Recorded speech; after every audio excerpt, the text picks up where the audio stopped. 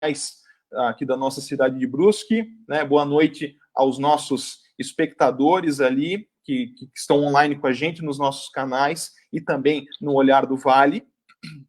Obrigado, né, pela parceria na transmissão dessa nossa mensagem, dessa nossa live.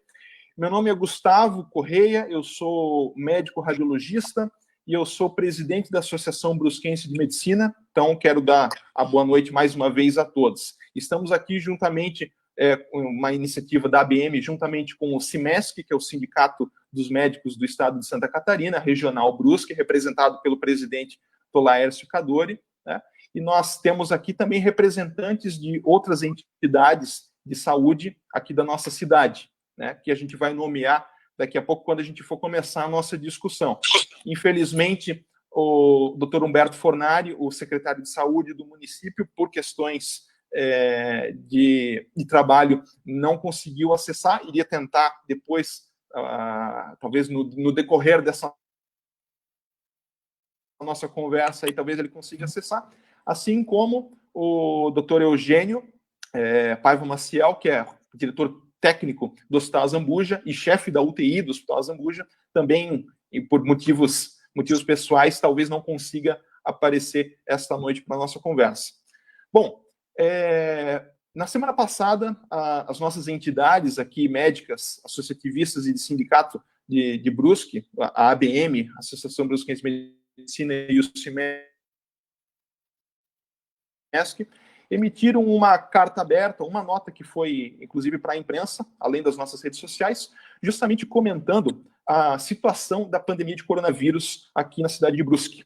Então, nós tivemos um período auge, que foi em meados de julho, agosto, até setembro, chegando a mais de 300 casos novos diagnosticados por dia.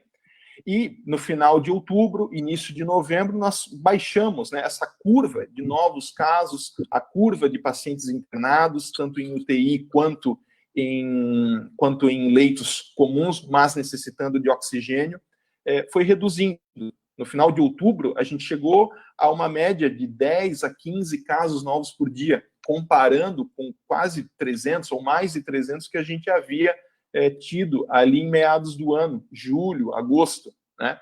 E o que a gente percebeu agora, durante esse mês de novembro, é que esses novos diagnósticos voltaram a subir, ou o índice de novos diagnósticos voltaram a subir de uma maneira bastante vertiginosa. Tanto que no dia 27 de novembro, né, aí 2 semanas atrás, nós tivemos mais uma vez mais de 300 casos novos diagnosticados no dia. Então, o intuito dessa nossa conversa de hoje é a gente comentar a respeito da situação das diferentes entidades e hospitais aqui de Brusque, a situação, como que está a pandemia para eles, e justamente demonstrar à população e reforçar as medidas que a gente pode fazer para conter esse vírus. A pandemia, infelizmente, não acabou, embora ela tenha se estendido por muito mais tempo do que a gente inicialmente, lá no dia 17 de março, imaginava, né? Infelizmente, o doutor Eugênio Maciel, como eu havia dito, não pôde participar da conversa, né? Espero que talvez consiga entrar ainda durante a noite, mas conversei com ele e conversei também com o doutor Antônio Lana, que é o responsável da clínica médica do Hospital Azambuja, que é o hospital onde eu trabalho, né, todos os dias. Então, posso trazer aqui aos ouvintes e espectadores os dados do Hospital Azambuja, os dados atualizados de hoje. Oi, por favor.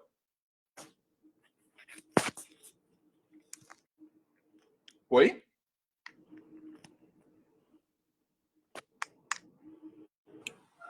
Acho que pode continuar, Gustavo. Ok. Não, eu ouvi alguém me chamando, acabei parando. Bom, então eu posso trazer alguns dados atualizados de hoje do Hospital Azambuja, ok? Então, o Azambuja, ele dispõe de uma UTI COVID com 16 leitos, estão os 16 leitos ocupados. O Azambuja também dispõe de uma UTI geral de 10 leitos, sem Covid, para outras intercorrências, infarto cardíaco, acidente vascular, com derrame cerebral, né? Doenças infecciosas graves que necessitem de UTI. Essa UTI geral tem 10 leitos, não tem pacientes com Covid, mas também está completamente ocupada. E na clínica médica, que é o setor que ficam os pacientes que têm uma insuficiência respiratória leve, precisam de oxigênio hospitalar, oxigênio, por exemplo, por máscara, nós estamos com mais ou menos 64 pacientes hoje internados, embora esse número flutue um pouco, porque alguns recebem alta, eventualmente outros são transferidos para outros setores. Então, o número médio é 64 a 65 pacientes. Destes, 29 são confirmados com Covid-19 e um ainda espera o resultado final, né, o resultado definitivo do teste. Então, a gente percebe que é mais ou menos metade do que tem de leitos ali de pacientes internados da clínica médica estão sendo ocupados por pacientes com Covid-19. Né? Então, isso deixa a gente bastante preocupado. E conforme o doutor Ulana me passou durante essa tarde, eles perceberam, em relação ao ano passado, um aumento de 100% na taxa de internação hospitalar. Ou seja, eles estão internando, ao longo desse ano, o dobro de pacientes que internavam no ano passado. Então, como a gente tem metade de pacientes internados por Covid, provavelmente essa dobra, essa duplicação no número de pacientes que vão à internação hospitalar é justamente causado por esses pacientes que são infectados pelo coronavírus, né? Então, isso acaba fatigando a equipe, né? Porque ocupa grande parte dos profissionais de saúde que estão lá, médicos, enfermeiros, técnicos de enfermagem, técnicos de radiologia, ocupa grande parte deles, né, uma carga horária bastante importante. Esses profissionais também têm que se cuidar, porque eles podem eventualmente desenvolver doenças e serem afastados, o que acaba por sobrecarregar quem permanece trabalhando. Então, é importante mesmo que a gente permaneça fazendo com sabedoria as nossas medidas de precaução para que a gente dê uma aquietada nessa pandemia aqui na nossa cidade. Tá? Então, bom, dito essas palavras iniciais e esse panorama de como está o nosso Hospital Azambuja aqui na cidade, eu gostaria de convidar, então, inicialmente para falar, o doutor Sebastião Lima, né, que é diretor clínico ali do Hospital Imigrantes. Lima, uma boa noite. Se você quiser passar para nós o panorama ali do Hospital Imigrantes. Boa noite, Gustavo. Boa noite a todos.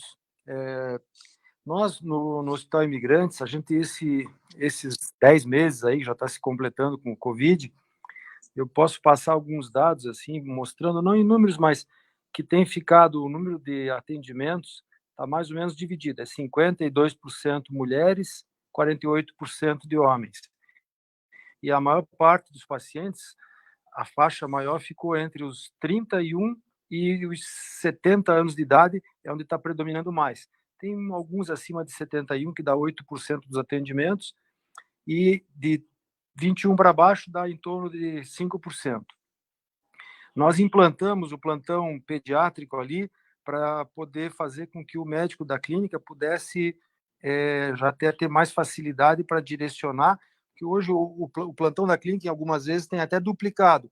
Tem ficado 2 médicos, o Rafael, que é o chefe da equipe do pronto-socorro, tem feito com que, em alguns horários de pico, ele consegue alguns colegas que vão lá para ajudar, porque tem horários em que está muita gente. O hospital está lotado, nós estamos com 20 pacientes internados com Covid. Na UTI, que nós temos a UTI Covid com 10 leitos e uma outra UTI com mais 10 leitos. Então, está somando 20 leitos. A UTI Covid está com 10 pacientes, 9 confirmados e 7 em ventilação mecânica. Como você colocou, agora em novembro houve um aumento importante com relação ao número de casos. Teve um aumento de 44% em relação ao total de atendimentos do ano, eles ficaram dentro do mês de novembro. Então, houve um aumento muito grande. E o hospital hoje ele tá tentando equilibrar os internamentos por causa das cesarianas, que você não pode parar, né?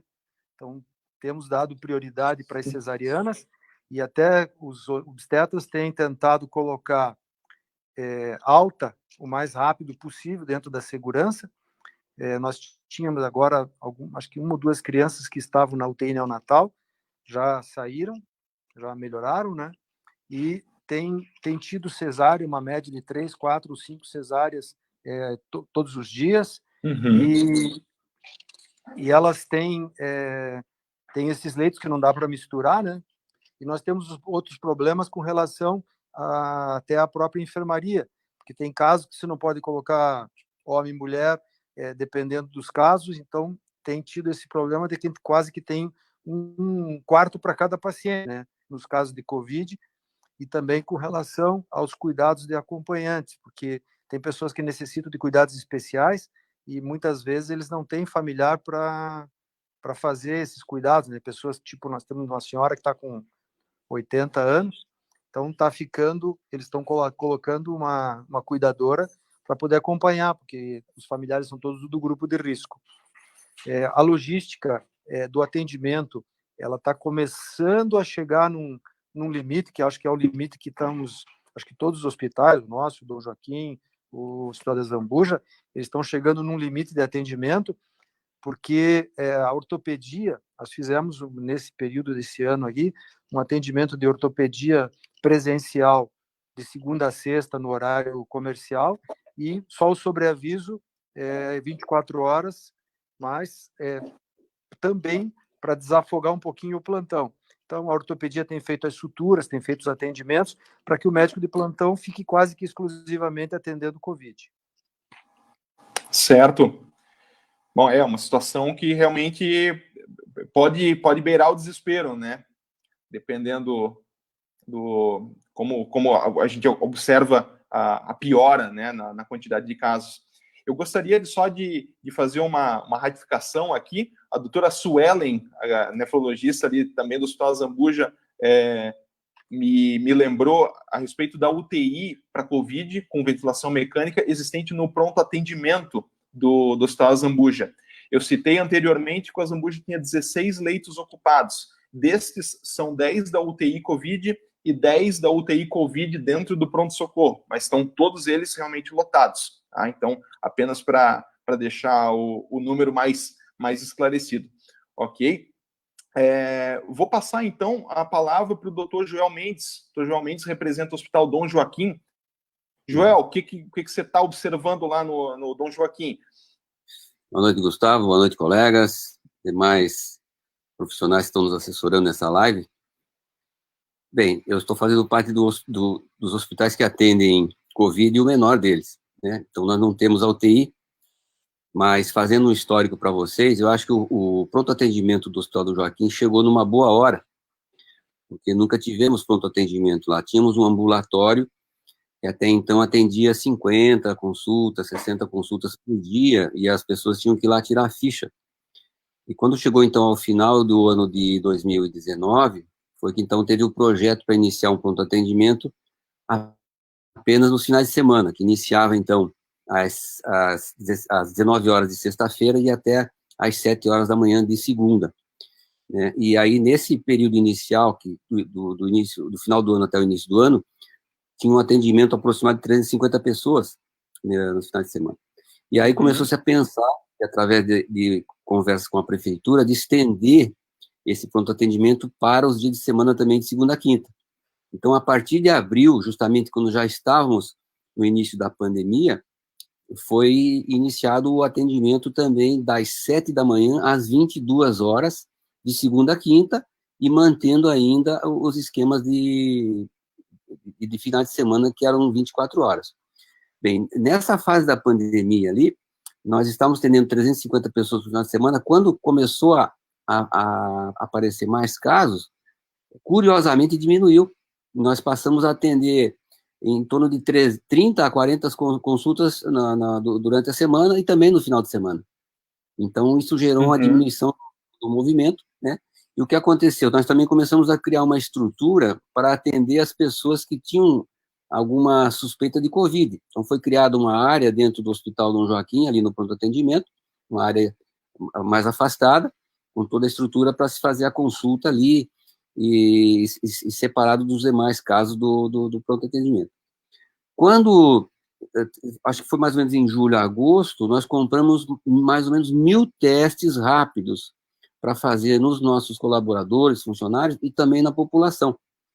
E aí nós iniciamos, numa semana fizemos 600 testes e deixamos 4 para ser usado à medida que as pessoas fossem necessitando do pronto atendimento, né? E o que se fez nesses 1.000 testes que foram utilizados, houve 242 notificações para o centro de triagem, para o centro da prefeitura. Desses 1.000 testes foram feitos. E depois já havia confirmação através de PCR, de outros testes que estavam disponíveis aí na cidade, né? Então, hoje a gente mantém lá a sala de atendimento ao Covid separada, com toda a estrutura, enfermeiros totalmente equipados, com os devidos EPIs, e o que se notou nos últimos 2 meses, mas principalmente em novembro, em que nós estávamos fazendo 30, 40 consultas dia, passamos a fazer 150 atendimentos por dia. No início, da pandemia, com 30, 40 casos de atendimento por dia, nós tínhamos, em média, 30% a 40% que eram queixas relacionadas ao Covid. Hoje, desses 150 atendimentos, nós temos, em média, 25% desses 150 são queixas suspeitas de Covid. E aí é tomada segue-se o protocolo estabelecido pela nossa Secretaria de Saúde, e eles são devidamente encaminhados, quando necessitam, ao centro de triagem da Secretaria Nossa de Saúde, né? E nesse sentido, o Hospital Dom Joaquim, nós não tivemos nenhuma internação de Covid. A nossa proposta no início até era de fazer uma ala de atendimento ao Covid, mas a conversa não se estendeu a fazer o sistema de internação, face às vezes ao recurso que o governo ofereceu ao hospital, então não foi viável, haveria mudar uma estrutura num tempo muito curto e um investimento muito alto. Então, optou-se a fazer um investimento maior no pronto atendimento. Então, hoje, estamos com 150 atendimentos dia e já há uma conversa com a prefeitura para colocarmos mais um plantonista no pronto atendimento, que hoje nós contamos com mais ou menos 14 profissionais no pronto atendimento do Hospital do Joaquim, mas sempre é um plantão por horário, né, por turno. Mas há já uma conversa bastante avançada de colocarmos mais um plantonista para não haver tanto congestionamento ali nas áreas, que é uma preocupação nossa ali.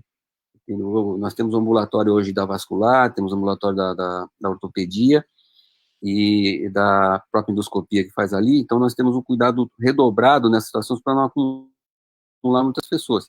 Então, quando se faz os atendimentos lá na área mesmo dos consultórios, deixa no máximo 4 pessoas por sala, devidamente distanciadas uma das outras, para poder manter esses ambulatórios, né?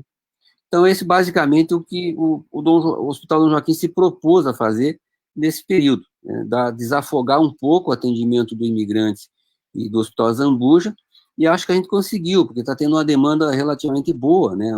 Quando diminuiu o movimento para nós, lá, que deu 30, 40 casos por dia, também deve ter diminuído a Zambuja e também o imigrante, foi aquela fase que teve a curva descendente. Agora, com o aumento, nós também estamos colaborando nesse sentido, também desafogando de maneira até significativa, com 150 atendimentos dia. Mas está havendo uma crescente nesta demanda dia e que realmente nos preocupa bastante. Certo, obrigado pelas suas considerações, Joel. E com certeza o Hospital Dom Joaquim também está fazendo um serviço bastante grande ali, justamente para ajudar uma certa retaguarda, justamente para ajudar os atendimentos realizados ali pelo Hospital Zambuja e pelo Hospital Imigrantes, né? E é interessante, você comentou ali na sua fala que você precisa ter um local adequado para atender os pacientes com Covid, né? Porque realmente você não pode expor o paciente com uma suspeita de Covid junto com o restante da população que está ali por outras queixas, né? Uma suspeita de um infarto, um acidente vascular encefálico, um acidente, um trauma, né? Um acidente, né? Então é importante ter esse tipo de isolamento até dentro da instituição. Da recepção tem essa orientação na hora de fazer a ficha, até fazer essas perguntas se existe algum sintoma relacionado, porque às vezes tem alguém lá que está com uma diarreia, está com outro tipo de problema, está com a dor, machucou, bateu, né? Então, essa tosse, febre e tal, é perguntado inicialmente, se houver, ele já faz a separação, já faz o isolamento desse paciente e tenta agilizar o atendimento dele. Outro detalhe também importante, quando existe uma suspeita bastante forte do Covid, tanto a enfermagem quanto os médicos, após o atendimento, trocam toda a roupagem, né? Normalmente se usa lá dentro aquelas roupas que nós usamos dentro do centro cirúrgico, as enfermeiras e os médicos usam no pronto-socorro também. Foi colocado o uniforme, devidamente depois isolado lá na lavanderia, né? Mas é tomado todo esse cuidado aqui. Uma suspeita muito forte é trocado, inclusive, toda a roupa da equipe de profissionais de enfermagem e médicos lá. Gustavo? Oi? Só, isso que foi colocado, eu havia me esquecido, nós separamos o espaço que era o espaço da ortopedia, hoje ele é só Covid, e a gente está usando uma sala dentro da outra parte do pronto-socorro, essa mesma distinção. Os pacientes que chegam com as queixas de suspeita de Covid, eles passam por uma triagem separada e vão para outro espaço. Até como o João colocou, é um espaço separado, independente, que tem um acesso, os pacientes estão passando por outro espaço quando vão para o raio-x, para não passar por esse segmento que é o segmento só Covid. Certo. Bem importante essa medida de isolamento. Eu gostaria, então, de ouvir também agora o outro hospital da cidade, o Hospital Dia, TAG Clinic. Priscila, por favor, o que você está achando? Qual que são as suas considerações ali referente aos atendimentos? Boa noite a todos. Então, sou Priscila, estou aqui representando o TAG Clinic. Está escutando? A gente está escutando, Priscila. Não sei se você desligou a câmera. Estou ouvindo. Estou ouvindo. Não. Tudo bem? Estão me vendo? Então... Estou ouvindo bem. Não, mas eu estou aparecendo aqui na câmera. Acho que não sei por que aconteceu. Tá. Então, estou aqui representando a TAG Clinic, um hospital dia, que a gente abriu há pouco tempo em Brusque, né? Essencialmente ambulatorial, a gente não tem internação, fazemos atendimentos de especialidades médicas e alguns exames de diagnóstico, né? Implantamos um plantão clínico, né? Inicialmente a ideia, a gente acreditou que seriam para os atendimentos clínicos que têm uma demanda reprimida, porém, assim, em novembro, como vocês também, os hospitais maiores, né, sentiram, começamos a atender muitos pacientes com suspeitas clínicas de Covid e com Covid diagnosticado, né. Os pacientes que nos procuram, geralmente, têm muita preocupação, não querem estar indo para um hospital porque sabem que está superlotado, então, assim, de uma certa maneira, a gente também é uma alternativa, né, para desafogar, né, os grandes hospitais, numa situação de um paciente que não teria tanta, naquele momento, indicação de internação, né, por estar numa fase inicial. E o que a gente observa muito, assim, é um temor, né, das pessoas, enfim, de todo mundo, né, de estar indo e sabe que, às vezes, pode estar iniciando numa medida ambulatorial, um tratamento mais de acompanhamento, né, e claro, cada um com o seu protocolo individualizado para receber as devidas orientações e os tratamentos iniciais. Estabelecemos também aqui um fluxo interno, né, para que não tenha a direta comunicação e contato entre os pacientes que vêm para atendimento ambulatorial das especialidades, né, de consultas, enfim, com especialistas, porque as outras doenças também continuam acontecendo, né, então essa é uma preocupação também nossa como hospital de ambulatorial e um hospital dia. Então, estabelecemos esse fluxo e temos observado uma procura grande, assim, apesar de a gente ter iniciado há pouco tempo, tem, né, por um período, assim, entre 80% e 70% são queixas de Covid, né? Então, e outra coisa que a gente observa, assim, é a necessidade de estar orientando essas pessoas como é que pode ser essa evolução inicial, né? A gente acompanha aqui, eventualmente, com os exames ambulatoriais que a gente, né, com pacientes não tão graves, né? E acabamos, às vezes, referenciando para um hospital, né, quando o paciente chega numa situação que realmente vai demandar uma internação, né. Então, de uma certa forma, a gente tenta o mínimo possível, né, de estar aumentando ainda mais a demanda nos hospitais de referência, né, tentando resolver e ajudar a população, né, que tem a possibilidade de estar fazendo acompanhamento em casa, né. Então, geralmente, os pacientes vêm aqui, a gente faz o atendimento deles, a gente faz um contato com eles posteriormente, né, para ver como é que estão evoluindo, faz todo esse, né, as orientações, e eles também têm acesso conosco para poder, né, receber alguma orientação, até dúvida, né, porque a gente já conhece um pouquinho como é que está evoluindo a doença, mas mesmo assim não tem um padrão exato de cada um, né, então, o que a gente orienta? O primeiro sintoma, procure atendimento até para receber a orientação adequada, para que receba um tratamento individualizado e que se isole, né? Que use máscara mesmo dentro de casa com os outros familiares, porque senão vai passar para as outras pessoas, medidas de higiene, tentar isolar dentro dos ambientes, a gente sabe que isso às vezes é difícil, né? Mas a gente tenta dar algumas orientações nesse sentido e mais o suporte mesmo, assim, de acompanhamento, né? E direcionamento de um tratamento personalizado, assim, no sentido, né, a gente sabe como é que tá os hospitais, o maior temor é, ai, meu Deus, se eu precisar ir para um hospital, tá, mas então vamos fazer as coisas direitinho, começa o tratamento, se precisar, precisa, né, mas, assim, vamos tentar evitar, fazer as medidas o máximo que pode fazer domiciliar, para não precisar ir para o hospital, porque a gente sabe como é que estão vagas, né, de hospital. A gente tem experiência em casa também, né, que eventualmente vai precisar de hospital, então a gente fala, o temor das pessoas, se eu for e se não tiver vaga, né, então acho que também tem que existir né, nesse âmbito ambulatorial, de um esforço entre os médicos, né, para que a gente dê esse suporte para a população também, porque existe muita dúvida das pessoas, o que eu posso fazer para poder melhorar, o que pode, né, não tem um padrão correto, há de concordar, né, que existem famílias que evolui muito bem e os outros evoluem muito mal, né? Então, não tem padrão genético específico, a gente não tem padrão, tem, assim, os fatores de risco, né? Mas o que explicar das pessoas que não têm problema de saúde e que evoluem tão mal, né?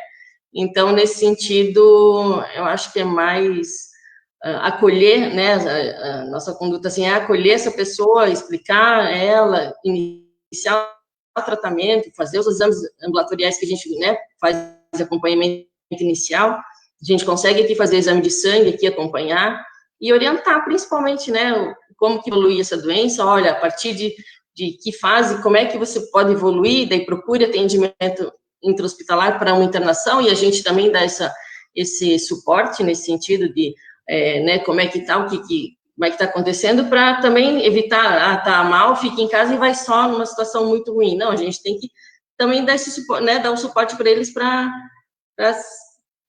nesse momento difícil, assim, né, nesse sentido de acompanhamento de uma fase inicial da doença, né, e o que a gente tem observado também, que agora, assim, então, vem os pacientes inicialmente e depois aquela fase, né, que bastante de dúvida, assim, eu estou me sentindo muito mal, né, o que eu faço? Então, acho que quem não trabalha só no hospital, né, tem atendido nos consultórios esses pacientes com queixas posteriores, né, e agora a gente já está vendo as sequelas, né, do Covid, enfim, uma doença traiçoeira em alguns momentos, assim, que precisa de cuidados. Essa é a nossa postura com os nossos pacientes aqui. Em relação à frequência, né, de atendimento, a gente tem, como a gente iniciou há pouco tempo, né, hoje a gente atende em torno de, não tantos pacientes quanto vocês atendem, mas por ser uma estrutura pequena, tem dias que beira aí os 30, 35 pessoas, né, com queixas gerais de atendimento, né. Então, esse é o nosso perfil. Beleza, legal, Priscila, ótimo as tuas observações ali, e realmente é muito importante a gente manter o paciente bem informado, né, as orientações para um tratamento inicial adequado, o paciente saber se ele pode, que sintomas que ele pode sentir, se ele pode ficar em casa, se ele, como é que ele vai se isolar, que tipo de relação que ele vai ter com os familiares dele, que sintomas que ele tem que realmente ficar preocupado e eventualmente buscar uma outra ajuda, né? Isso é muito importante a gente orientar os pacientes, mesmo porque, embora existam fatores de risco, como você mencionou, né? Pessoa de mais idade, pessoa diabética, pessoa com obesidade, a gente observa que tem pessoas com esse perfil que estão tendo infecções leves e pessoas jovens, rígidas, que estão tendo quadros bastante graves. Então, assim, ninguém está completamente a salvo da doença. A gente precisa orientar os nossos pacientes disso, né? E, bom, eu gostaria agora de ouvir o Dr. Humberto Terueto, né, que é o presidente da Unimed Brusque, a Unimed que também teve uma participação importantíssima ali, já desde o início da pandemia, com o ambulatório exclusivo para pacientes com suspeita de Covid-19, ali organizado pela doutora Daniela Salvador, médica pneumologista. Doutor Humberto, como é que você vê essa situação da pandemia atualmente? Boa noite a todos, agradeço o convite por poder estar presente representando a nossa Unimed. Nós tivemos ali em agosto um pico bastante grande, uma procura bastante grande pelo ambulatório Covid, né, por atendimento Covid, e uma diminuição expressiva depois. Né? Depois de algum tempo, a gente percebeu que começou a ter um aumento dos atendimentos novamente no ambulatório, e agora, ultimamente, um aumento espantoso. A doutora Daniela não conseguia dar conta do movimento que vinha procurar o nosso ambulatório. Então, pensando nisso, num melhor atendimento para os pacientes que nos procuram, os pacientes que têm Unimed, os pacientes particulares, nós firmamos um convênio, né, com os hospitais da nossa cidade, com exceção, é claro, do Dom Joaquim, que ainda ele atende ali, quem sabe a gente pode conversar depois também, né, Joel, para nos ajudar. Toda ajuda é bem-vinda. Então, nós fizemos com o Hospital Imigrantes e com o Hospital Azambuja uma parceria para alinhar as nossas ideias, para que nossos pacientes, principalmente os pacientes da Unimed, tivessem um atendimento como se fosse no nosso ambulatório.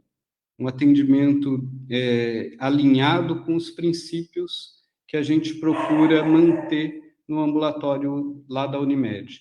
Então, nós alinhamos bastante os protocolos, tanto primeiro com o Hospital Azambuja e com o Hospital Imigrantes, alinhamos bem os protocolos para que a gente conseguisse falar a mesma língua quanto a tratamento, né, que a gente instituísse os mesmos tratamentos para os pacientes, onde quer que eles nos procurassem, e conseguimos também alinhar quanto à agilidade dos exames.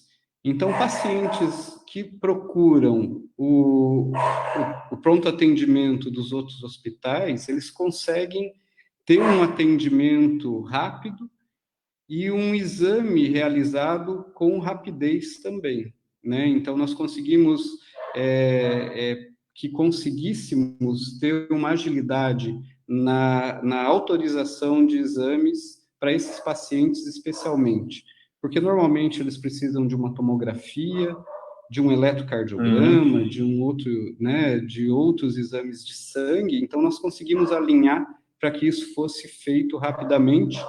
Então, com isso, nós ampliamos a nossa rede de atendimento de 1 ponto para 3 pontos a princípio.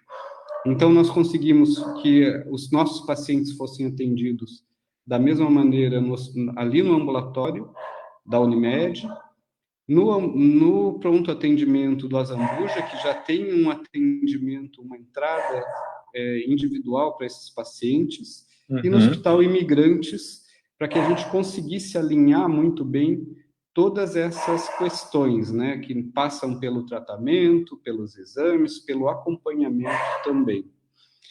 E, além disso, nós tomamos a iniciativa de disponibilizar o laboratório da Unimed, lá do bairro Santa Terezinha, que funciona ali no Stop Shop. Nós conseguimos, no início, quando começou a aumentar o número de atendimentos, nós disponibilizamos meio período do ambulatório, do laboratório da Santa Terezinha. E com o aumento constante do número de pacientes que nos procuravam e que eram atendidos, tanto nos hospitais, a gente aumentou e deixou exclusivamente o laboratório da Santa Terezinha para atendimentos de caso COVID. Então, essa unidade do laboratório da Unimed ficou exclusiva para atendimento de casos COVID. E os outros casos que não são COVID, eles são encaminhados para o nosso laboratório do centro. Então, isso evita o trânsito cruzado de pacientes que têm e que não têm a doença, ou que têm uma suspeita forte dos que não têm. Então, isso facilitou bastante o fluxo e o atendimento. A gente conseguiu ampliar esse atendimento, né? É claro que nessa situação de pandemia, a gente queria oferecer muito mais ainda, mas é uma dificuldade principalmente quanto à mão de obra, né? Nós temos hoje em torno de 15%, de 10% a 15% de falta de mão de obra, tanto da parte médica quanto da parte dos profissionais de saúde, todos, eles também se adoecem com o Covid e têm que ficar afastados. Então, isso dificulta muito o andamento do atendimento, mas com essa nossa pulverização, nós conseguimos minimizar esse tipo de situação. Nós temos visto isso no estado todo, né, a dificuldade que se tem quanto aos leitos de UTI, né, nós temos tido contato com várias Unimedes, tanto as Unimedes grandes, Unimed Criciúma, Unimed Blumenau, Unimed Joinville, Grande Florianópolis, estão todas saturadas, né, as UTIs todas lotadas e com dificuldade de mão de obra também.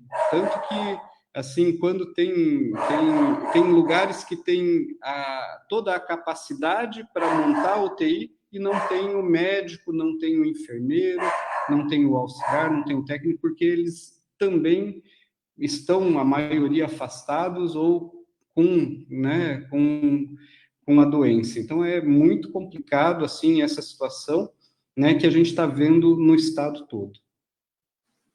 Certo, obrigado, Humberto. Bem esclarecedoras ali as tuas considerações.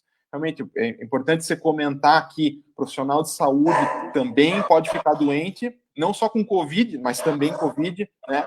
E o profissional de saúde com suspeita também, ele não está apto para trabalhar, ele não pode, na suspeita, acabar expondo os pacientes, né? E a gente fala de médicos, de enfermeiros, de técnicos de enfermagem, técnicos de radiologia, recepcionistas de hospital e clínicas, né? Então, é importante a gente observar que essas pessoas também fazem parte da cadeia e da comunidade, né? Que também estão ali se expondo justamente para atender os pacientes, né?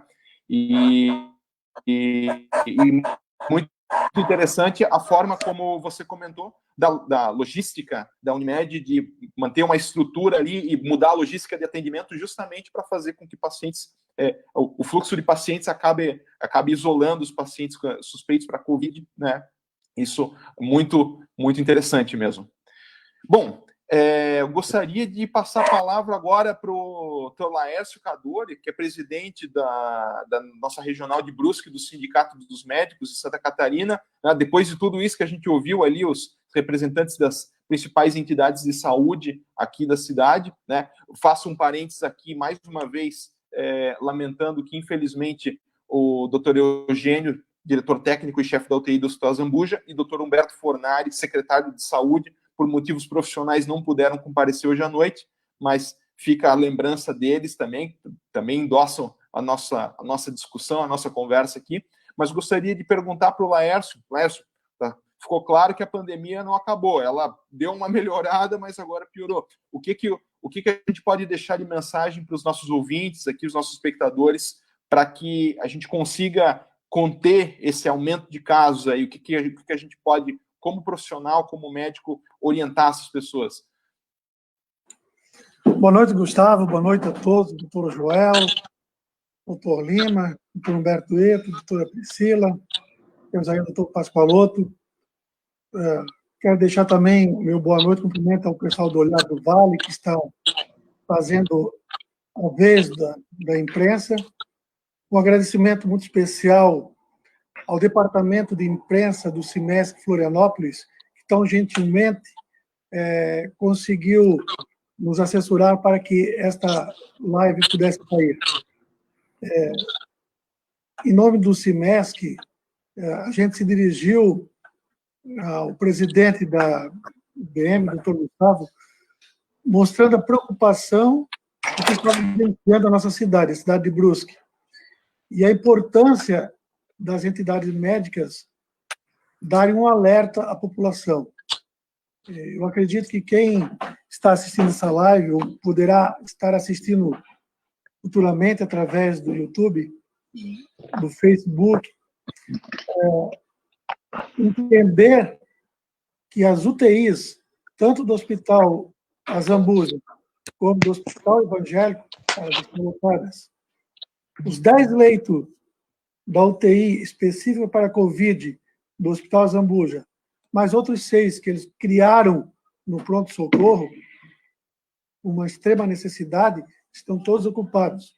Ou seja, se nesse momento alguém vier a precisar de um leito de UTI, hoje em Brusque nós não temos leito de UTI disponível, a não ser que haja um remanejamento com um outro caso que pudesse ser transferido para um quarto, ou para uma enfermaria. Casos esses que, de repente, uma máscara ou um catéter de oxigênio fosse o suficiente para mantê-lo. E a importância da população entender que não bastam também só mais leitos, ou só mais equipamentos, ou só mais respiradores. Há uma necessidade de uma mão de obra especializada. E os profissionais de Brusque, eles já estão saturados. Ou seja, Brusque está precisando de mão de obra hoje para tocar os leitos a mais que estão sendo criados. O Hospital Azambuja acabou chamando uma cooperativa que dá suporte em termos de enfermaria, em termos de pessoal de enfermagem, para vir ajudar, porque tem profissionais médicos que também estão adoecendo, tem profissionais da enfermagem adoecendo, os poucos que estão na linha de frente estão muito cansados, sobrecarregados. Então, é muito importante que a população entenda isso e faça a sua parte. Que parte é esta que a população teria que fazer? Em primeiro lugar, não é o lockdown, ficar dentro de casa, mas evitem a aglomeração. Mais que 4 pessoas já é considerada aglomeração. Se você precisar ir no supermercado, vá só você, não leve os filhos, a namorada, o pai, a mãe. Vá só um de cada família. De preferência, ainda pergunte para o vizinho.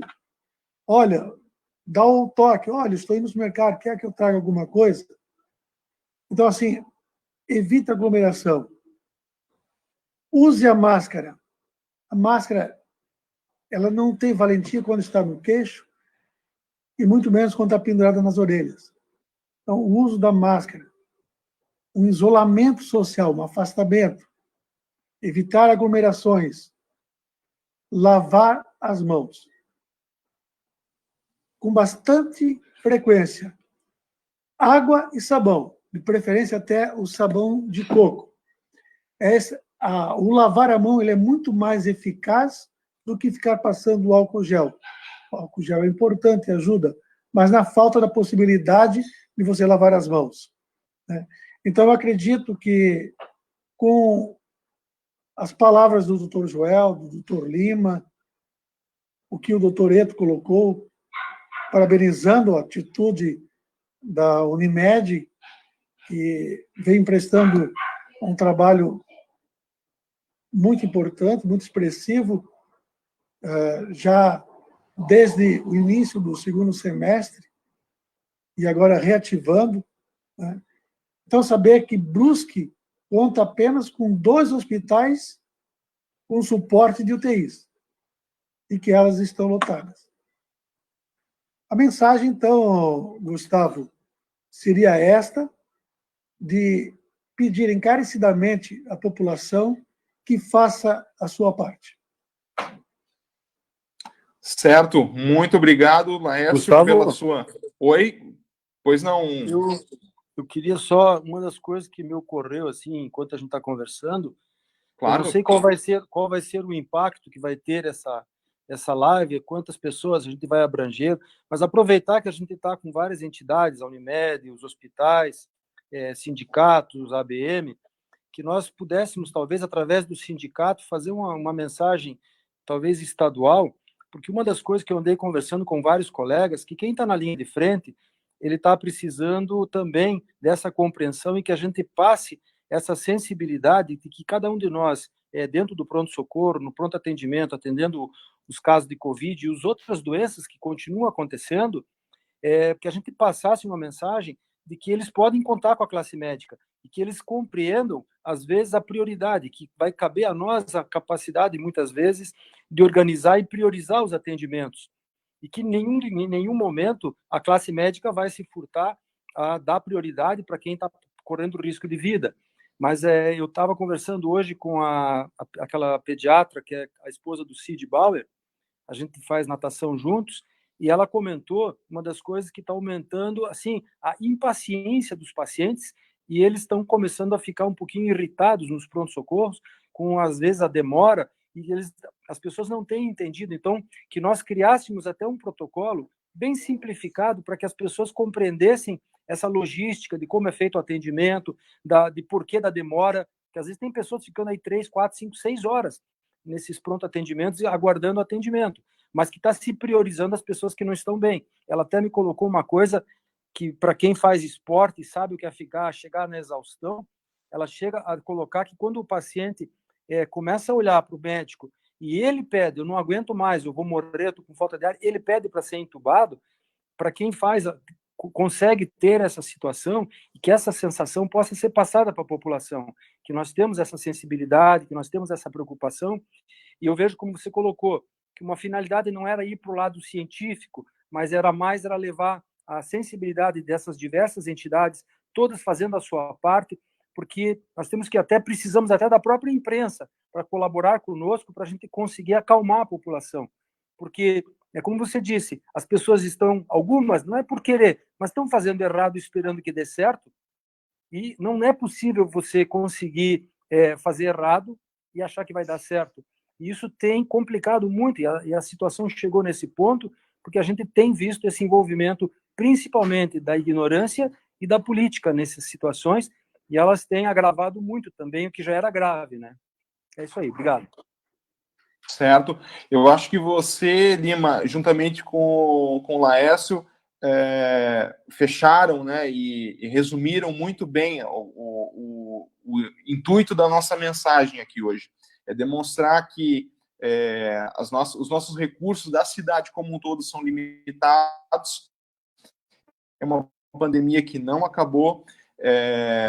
Ela exaure os profissionais de saúde que estão ali trabalhando, e todo mundo está sem medir esforços para atender toda a população da cidade, seja ela suspeita de Covid ou não. As outras doenças continuam acontecendo, né, não deixaram de acontecer por causa da pandemia, e é necessário realmente um esforço conjunto de todas as entidades, de todos os hospitais, e principalmente de toda a população, para que a gente consiga vencer essa pandemia, né? Então, com medidas simples, né, embora requeram atenção, requeram ali resiliência, com medidas simples como lavar as mãos, praticar o distanciamento social, o uso adequado da máscara, a gente consegue evitar a transmissão do vírus e consegue fazer com que o nosso sistema de saúde também tenha uma complacência suficiente para atender aqueles que necessitam, né? Então, esse foi o objetivo da nossa conversa de hoje. Acho que essa é a mensagem que a gente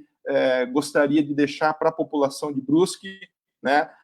Nós aqui somos médicos, estamos aqui lutando por vocês, juntamente com uma série de outros profissionais que estão engajados ali no atendimento de toda a população. Mas a gente não vai medir esforços para atender todo mundo que está aqui em Brusque e que procura o nosso atendimento. Mas é importante que a população realmente também faça a sua parte, porque só juntos a gente vai conseguir vencer esse vírus. Então, gostaria, talvez, ir já para os pontos finais aqui da nossa conversa. Gostaria mais uma vez de agradecer ao Dr. Laércio, né, representando o Sindicato dos Médicos aqui de Santa Catarina, da Regional de Brusque. Quero agradecer ao Dr. Sebastião Lima, representando o Hospital Imigrantes. Quero agradecer também ao Dr. Joel Mendes, representando o Hospital Dom Joaquim. Doutora Priscila Heck, representando a TAG Clinic. Dr. Humberto Eto, que representa a Unimed. E gostaria também de mandar um abraço ao Dr. Eugênio Maciel, que representa o Hospital Zambuja, e o Dr. Humberto Fornari, que é o nosso secretário de saúde, que infelizmente, por motivos profissionais, não puderam estar presentes. Também essa live não poderia acontecer sem a ajuda da equipe técnica do CIMESC lá de Florianópolis. Então, muito obrigado, Rubens, pela tua participação e por disponibilizar, né, essa parte técnica. A Fábia, que é a nossa secretária da ABM e do CIMESC, que também faz o possível e o impossível para as coisas acontecerem. E também o Anderson do Olhar do Vale, né, que ajudou a replicar essa nossa mensagem, e a gente espera que alcance a população, que a gente consiga fazer com que essa mensagem seja ouvida e seja praticada por quem ouve. Então, mais uma vez, pessoal, muito obrigado, né, uma boa noite para todo mundo, e acho que agora a gente encerra a nossa transmissão. Muito obrigado, um abraço. Obrigado, boa noite a todos. Boa noite a todos. Boa noite. Tchau, tchau. Boa noite a todos. Obrigado.